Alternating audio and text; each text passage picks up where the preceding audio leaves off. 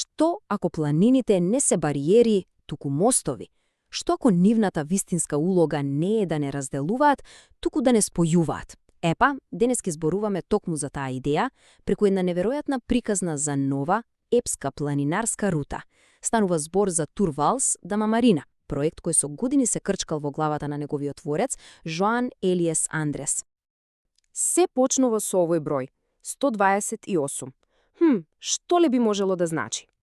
Па токму толку километри е долга оваа неверојатна авантура. Ама чекајте, должината е само почеток на приказната. Подгответе се за ова, плюс 5670. Да, добро слушнавте. Метри висинска разлика што треба да се искачи. А најдоброто? Целиот овој предизвик е паметно поделен на 6 различни етапи, а секоја од нив е приказна за себе, со пејзажи што, верувајте, оставаат без див. И уште еден број, 8.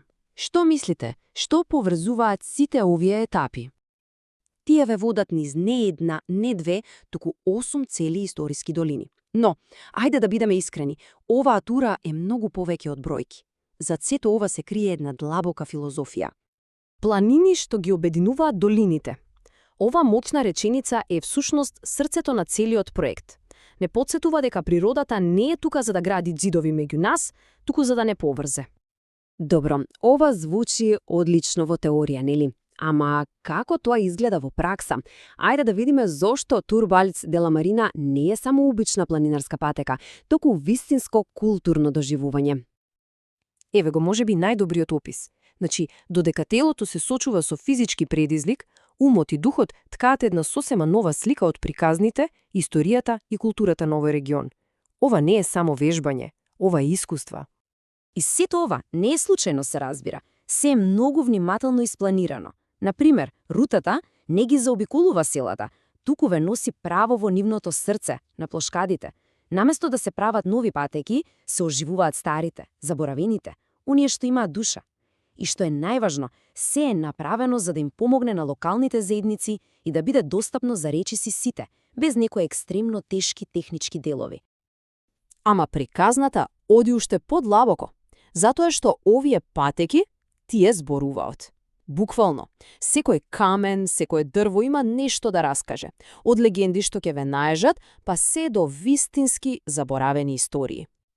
Например, сте слушнале ли за Ел Саџинер?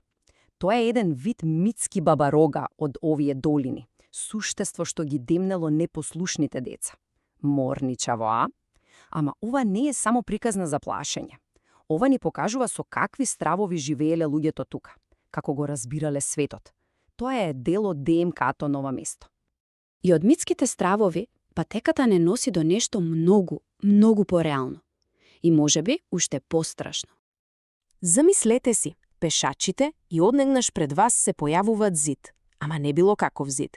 Зид долг 3,5 километри. И првото прашање што ви доаѓа на ум е зошто? Што се обидувале да задржат внатре со овој зид?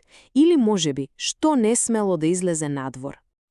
Одговорот кој го дал еден постар локален жител е едноставно потресен. Зидот беше изграден за да не побегне воздухот. Застанете и размислете за момент. За да не побегне воздухот. Колку страв, колку тага и колку неразбирање се крие за тие неколку зборови. И тој зид е само еден слој од историјата. Целата оваа тура е како да влегувате во временска машина. Еден чекор ве носи во исламската ера, со тие неверојатни камени тераси. Следниот ве носи во 1609-та, кога морискосите биле трагично протерани. Одите понатаму и ја гледате историјата на епидемиите. Секој метар е нова страница од историјата. Но сега доаѓаме до најтешкиот дел од оваа приказна. Делот што не отрезнува. Целата оваа убавина, сета оваа историја е под сериозна закана. Погледнете го овој судир. Од едната страна имаме пејзаж обликуван со рака, со векови, сувозиди, историски патеки, жива култура. А од другата страна заканата. И не зборуваме за некоја абстрактна закана. Зборуваме за конкретен план, 500 нови вили, со 500 базени, во област каде што водата е скапоцена.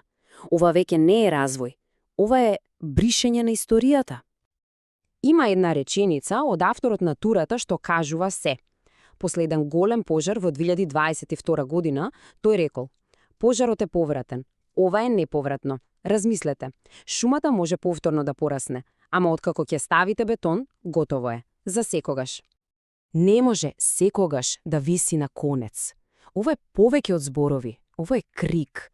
Крик дека иднината на едно вакво место не сме да зависи од тоа кој е на власт или чии краткорочни интереси се во игра. Потребна е трајна, вистинска заштита. И тука, полека, ја сфаќаме главната поента. Оваа тура и книгата што оди со неа не се само водич за планинарење. Тие се аргумент. Аргумент во одбрана на овој пейзаж. Идејата е едноставна. Кога луѓето ќе го видат ова, кога ќе го доживеат, кога ќе се поврзат со него, тогаш можеби, само можеби, ќе се родат и колективна волја и желба да го заштитат. И на крајот, се сведува на ова прашање. Прашањето не е дали треба да го заштитиме она што не прави тоа што сме. Вистинското прашање е како. А одговорот, можеби, не е во некои големи планови и стратегии, туку во нешто многу поедноставно. Можеби започнува со еден обичен чекор на една стара, заборавена патека.